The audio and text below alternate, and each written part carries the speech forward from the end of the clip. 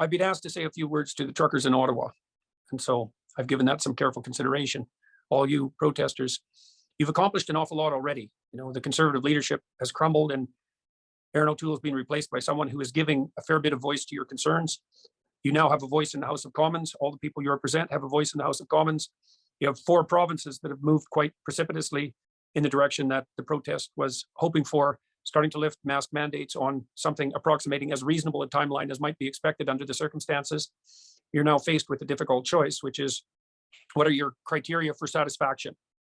You need to determine that, and so that you can negotiate with the necessary people. You're also faced with a danger at the moment now, which is that as the political process bends in the direction that you've insisted upon, so rightly in my estimation, more and more of you who are most reasonable are going to pack up and leave, or decide that this is done sometime over the next week or so, or a couple of weeks. That's obviously up to you, but there'll be a remnant that's much more committed in some sense to more extreme goals, and that's going to be something very difficult to manage.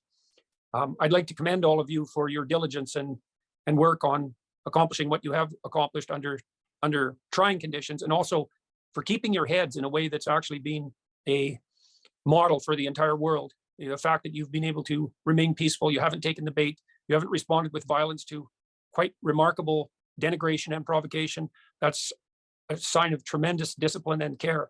It's going to get more difficult to maintain as this goes along. So I hope that you're all in this position to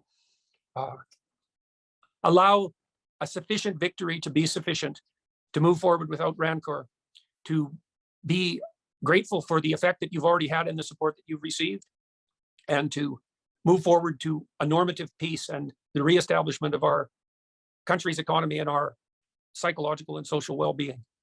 So that's pretty much all I have to say at this point. Thank you.